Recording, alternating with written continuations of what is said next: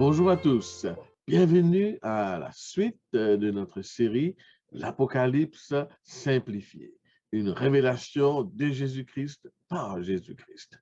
Nous poursuivons donc notre série sur les 7 églises de l'Apocalypse. Aujourd'hui, nous étudierons la troisième église, l'église de Pergame. Je vous inviterai d'abord à faire un petit voyage, de voir qu'est-ce qui reste de la ville de Pergame aujourd'hui. Voilà donc quelques images de la ville de Pérgame, les ruines de la ville de Pérgame. En fait, Pérgame se situe à 35 kilomètres de Smyrne.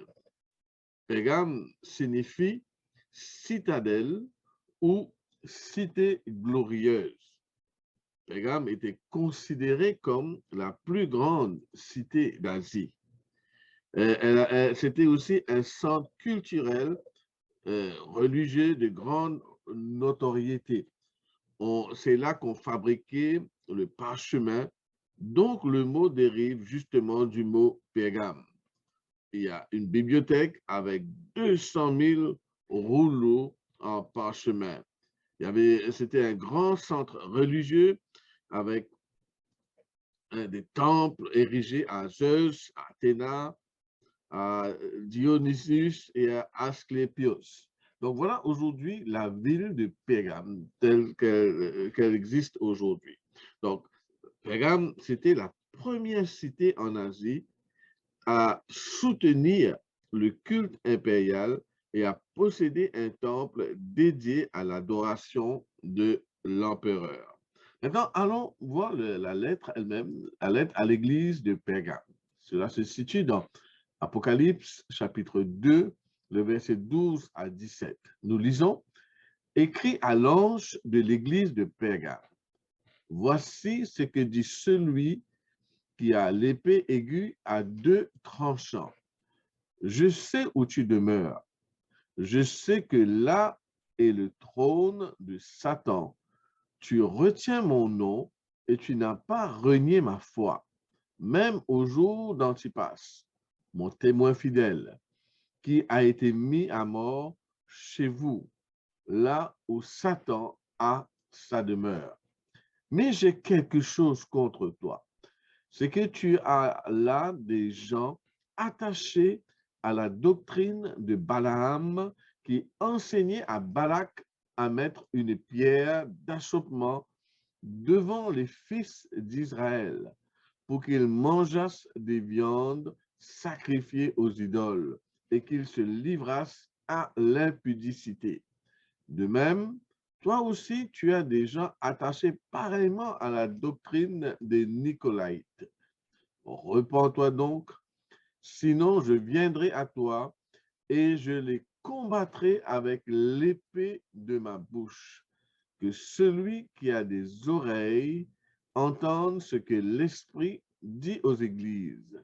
À celui qui vaincra, je donnerai de la manne cachée et je lui donnerai un caillou blanc. Donc, voilà les amis, donc la lettre à l'église de Pergame.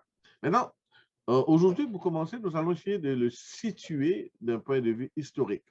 Après tout, on a vu que les 7 églises aussi représentent 7 périodes historiques de l'histoire de l'Église. Donc, la lettre à l'église de Pergame se situe après la conversion de Constantin en 313 après Jésus-Christ. Donc, c'est la période où la religion chrétienne devient la religion de l'État. Donc, historiquement, on peut dire que l'église de Pérgame se situe au 4e et 5e siècle après Jésus-Christ, cette période qui marque un déclin spirituel et d'apostasie. C'est-à-dire apostasie signifiant quand l'Église ou les enfants de Dieu se détournent de la vérité. Très bien. Maintenant, contrairement aux églises précédentes, Pergame se caractérise par le succès et la gloire. On avait vu la fois dernière que l'église de Smyrne, c'était une période où l'église était persécutée, l'église était pauvre. Mais avec Pergame, l'ère des martyrs est révolue. c'est le passé, comme mentionné dans dans la lettre, c'est comme au jour d'Antipas. Donc maintenant, le temps est à l'installation et à la prospérité. C'est la période où l'Église, où les chrétiens, ou du moins certains chrétiens, commencent à faire des compromis. Pour assurer ses fondements politiques, l'Église se fait plus souple, ouverte, elle s'allie même au pouvoir politique. Donc, l'Église de Pergame est divisée.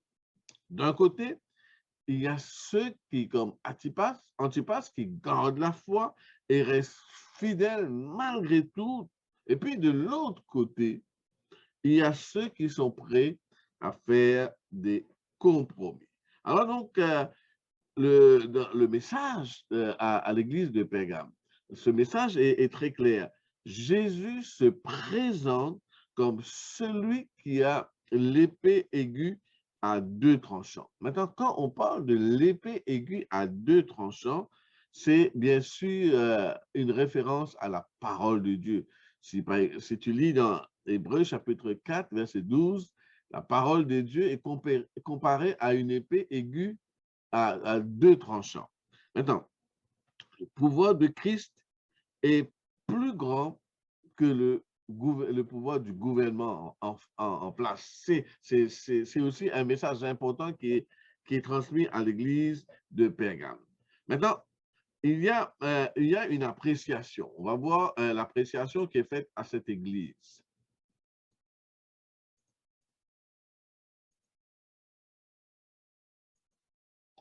Je sais où tu demeures. Je sais que là est le trône de Satan. Tu retiens mon nom et tu n'as pas renié ma foi, même au jour d'Antipas, mon témoin fidèle qui a été mis à mort chez vous, là où Satan a sa demeure. Donc ici, qu'est-ce qu'on voit? Jésus reconnaît que Pergame est un endroit dangereux. Les chrétiens de Pergame vivaient dans un climat politique et religieux qui mettait en danger leur foi, tu vois? C'est-à-dire qu'ils étaient déjà dans un premier temps, ils étaient entourés de magnifiques temples païens, ils étaient exposés en permanence au style de vie des païens et des pratiques euh, immorales de ceux qui vivaient autour d'eux. Et par-dessus tout, il y avait ce qu'on appelait le culte de l'empereur. Ok? Le culte de l'empereur mettait l'Église en péril. Qu'est-ce que c'est que ce culte de l'empereur? Ça veut dire que à n'importe quel moment, l'empereur pouvait convoquer n'importe qui. Et quand quelqu'un se présentait devant l'empereur, il était obligé, et sous peine de mort, d'adorer l'empereur. Donc, celui qui refusait d'adorer l'empereur était mis à mort. Mais celui qui acceptait ou celui qui adorait l'empereur, il repartait avec un certificat. Donc, Pergame, donc c'était le lieu où cette loi, le culte de l'empereur, était appliqué avec le plus de rigueur. C'est la raison pour laquelle Jésus appelle cette cité le trône de Satan, c'est-à-dire là où Satan a sa demeure. Les chrétiens de Pergame étaient restés fermes et loyaux face à la persécution. Antipas était un exemple de cet esprit-là. Donc, il y avait quand même un groupe qui était resté fidèle à la vérité, fidèle à Dieu. D'accord? Mais quand même, il y a des reproches qui sont faites à cette église. On va voir cela ensemble, les reproches faites à cette église. Et ceci, mais j'ai quelque chose contre toi. C'est que tu as là des gens attachés à la doctrine de Balaam qui enseignait à Balak à mettre une pierre d'achoppement devant les fils d'Israël pour qu'ils mangeassent des viandes sacrifiées aux idoles et qu'ils se livrassent à l'impudicité. Donc, il y a ici des gens, des gens de Pergame, certains qui sont attachés à la doctrine de Balaam et à la doctrine des Nicolaïtes. Rappelle-toi cette doctrine des Nicolaïtes que les chrétiens d'Éphèse avaient de la haine contre cette doctrine des Nicolaïtes, mais les chrétiens, certains chrétiens de Pergame, eux, ils avaient adhéré à cette doctrine. OK, donc maintenant, le fait de les mentionner ensemble suggère que les deux sont liés l'un et l'autre. Alors, donc, voilà, l'église de Pergame ainsi que l'église de Thyatire, qu'on verra après, va adopter ces fausses doctrines et ils vont commencer à faire des compromis. Balaam. Balaam, donc, le nom signifie dévorer le peuple avec compromis, avait fait des compromis et il avait trouvé, lui, selon lui, que la meilleure méthode pour dévorer les compromis, c'était la meilleure méthode pour dévorer le peuple ou neutraliser le peuple. Alors, le compromis, comme on va voir à travers cette histoire, l'histoire de l'Église, malheureusement, le compromis va être une manière plus efficace que Satan va trouver pour combattre l'Église et la conduire à sa mort. En tout cas, à la mort spirituelle de certains des membres d'Église. Le compromis avec le mal s'avère même plus dangereux que la complète iniquité. C'est-à-dire, cela va conduire l'Église à un certain déclin. Donc, pour la première fois, le paganisme et l'erreur vont se mêler au témoignage de la vérité. Un exemple de cela, c'est à travers les compromis sous Constantin. Il va se passer que l'Église va commencer à faire des compromis où le dimanche, qui est le jour où les païens adoraient le soleil, va remplacer le sabbat biblique que les Juifs, que le peuple d'Israël avait observé pendant tout ce temps. Donc, à l'œuvre de Balaam, le dévoreur de peuple, se joint celle des Nicolaïtes, dont le nom signifie le conquérant du peuple. OK. Maintenant, conseil à l'église de Pergame. Quel conseil qui est donné à cette église? De même, OK, donc ça c'est Apocalypse 2, verset 15. Voilà, ça c'est le conseil. Repens-toi donc, sinon je viendrai à toi et je les combattrai avec l'épée de ma bouche. Donc, voilà le conseil qui est donné à l'église de Pergame, Dieu menaçant de punir Balaam par l'épée. Tu trouves cela dans Nombre, chapitre 22, le verset 23. Maintenant, dans la guerre contre les Moabites, Balaam périt par l'épée. Donc, un jugement similaire sera dirigé contre ceux qui adhèrent aux doctrines de Balaam et des Nicolaïtes s'ils ne se repentent pas. Donc, l'épée qui sort de la bouche du Fils de l'homme représente la parole de Dieu qui juge et qui sépare l'erreur de la vérité. Rappelle-toi donc, comme on le disait plus tôt, Jésus se présente comme celui qui a l'épée aiguë qui sort de sa bouche. Et l'épée aiguë, à double tranchant, c'est la parole de Dieu. Et donc, ici, la parole de Dieu, c'est la parole de Dieu, la parole de la vérité. Dans Jean chapitre 17, verset 17, c'est écrit « Sanctifie-les par ta vérité, ta parole est la vérité ». La meilleure façon de séparer l'erreur de la vérité, c'est la parole de Dieu. Donc, si tu veux être sûr de ne pas te tromper, mon ami, si tu veux être sûr d'être dans la vérité, il faut se fier. Je te conseille de t'accrocher, de te fier à la parole de Dieu, parce que la parole de Dieu, c'est la parole inspirée, c'est la parole de la vérité, et seule la parole de Dieu peut séparer l'erreur de la vérité. Maintenant, promesse qui est faite à l'église de Pergame. C'est quoi la promesse? Que celui qui a des oreilles entende ce que l'Esprit dit aux églises. À celui qui vaincra, je donnerai de la manne cachée et je lui donnerai un caillou blanc et je lui donnerai, et sur ce caillou est écrit un nom nouveau que personne ne connaît si ce n'est celui qui le reçoit. Donc, voilà la promesse qui est faite à l'église de Pergame. D'abord, on va dire, c'est une promesse en trois parties. Jésus promet à cette église de la manne cachée, un caillou blanc et un nom nouveau. Note bien ça. De la manne cachée, un caillou blanc et un nom nouveau que personne ne connaît si ce n'est celui qui le reçoit. Très intéressant, n'est-ce pas? Alors, on va essayer de décoder tout ça. Que veut dire quand il parle de la manne cachée? Quand on parle de la manne, déjà, pour le lecteur de Jean, quand il lisait la lettre, pour eux, c'était clair. La manne est associée au souvenir de l'Exode. Tu te rappelles sûrement de l'histoire du peuple d'Israël, quand ils avaient quitté l'Égypte, après que Dieu a délivré le peuple d'Israël de l'esclavage en Égypte, ils ont traversé le désert vers la terre promise, vers la Canaan. En cours de route, il y a un moment où ils n'avaient pas de la nourriture.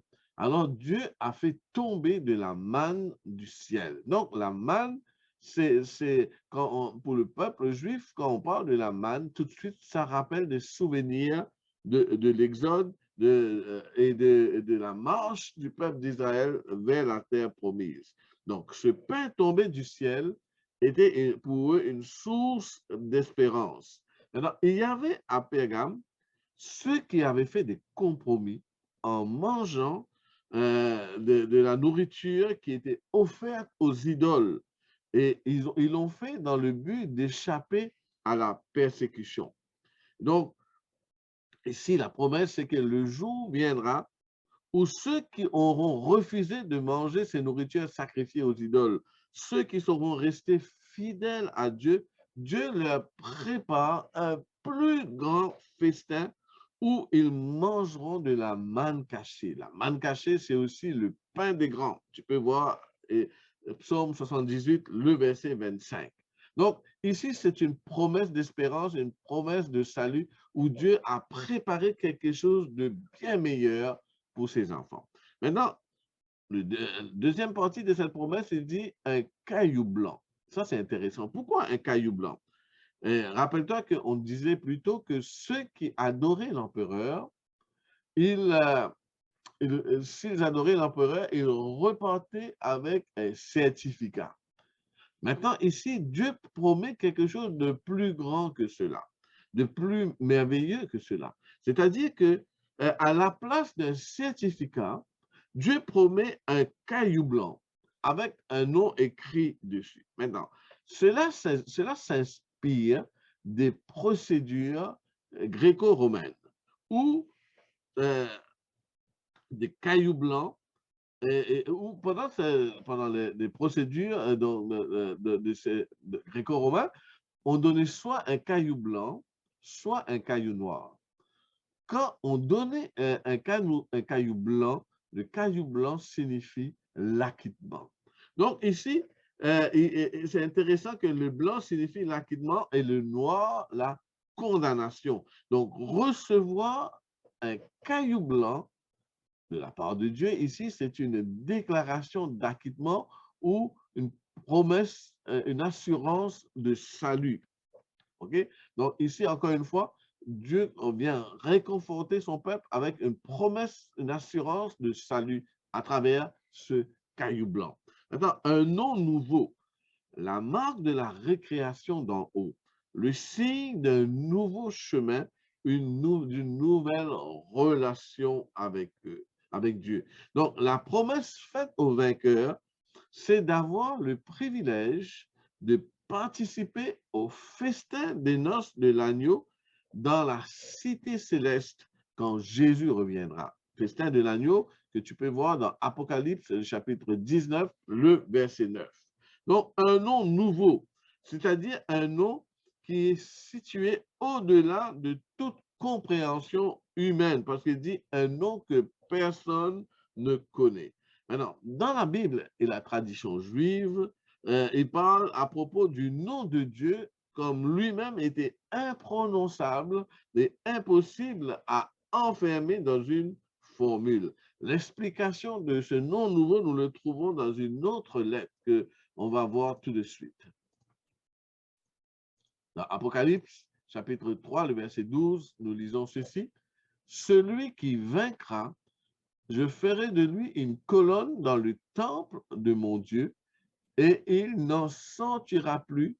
J'écrirai sur lui le nom de mon Dieu et le nom de la ville de mon Dieu, de la nouvelle Jérusalem qui descend du ciel d'auprès de mon Dieu, et mon nom nouveau. Donc, tu vois, ici, l'explication est donnée ici. Le nom nouveau, ce nom nouveau n'est pas moins que le nom de Dieu lui-même. C'est le nom que reçoivent les 144 000, un nom qui signifie le nom de Dieu, dans l'Apocalypse 14, le verset 1er. Au début de la lettre, les pionniers encore fidèles avaient été désignés comme ceux qui ont retenu le nom de Dieu. Et la récompense pour eux, justement pour ceux qui ont retenu le nom de Dieu, c'est maintenant de recevoir un nom nouveau, de recevoir le nom de Dieu. Ça a toujours été la responsabilité du peuple d'Israël, le peuple de Dieu qui était appelé à devenir le signe visible du Dieu invisible. Pourquoi les autres ne peuvent pas connaître ce nom? Parce que eux, ils n'ont pas cette expérience avec Dieu, ils n'ont pas cette relation avec Dieu.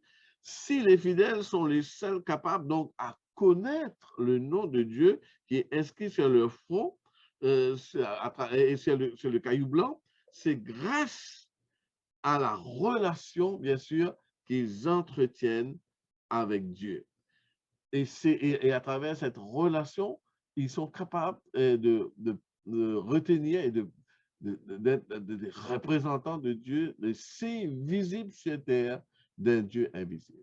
Ça nous fait penser, ça nous rappelle que Dieu nous appelle justement à le représenter dans ce monde et à être fidèles. Nous vivons dans un monde corrompu. Comme c'était le cas pour l'église de Pergame, nous avons tellement de corruption autour de nous, mais nous pouvons être fidèles. Et à tous ceux qui sont fidèles, Dieu a promis le salut, Dieu a promis la vie éternelle, Dieu a promis qu'il revient nous chercher pour nous conduire dans un monde merveilleux et où nous serons pour toujours, bien sûr. Et c'est une promesse que Dieu fait aux vainqueurs et une promesse faite à toi et à moi que Jésus revient bientôt pour nous chercher. Nous allons conclure donc notre étude de ce jour avec la prière.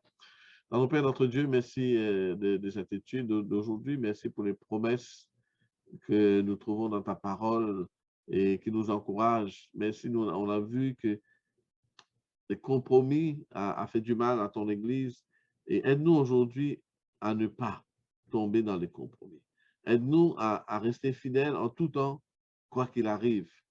Et nous savons que tu reviens bientôt pour venir chercher tes enfants. Permets que nous soyons tous du nombre. En ton nom, nous prions, Seigneur. Amen.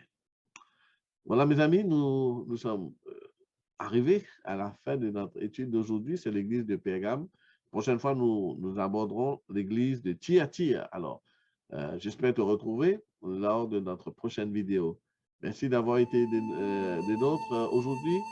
Merci et au revoir.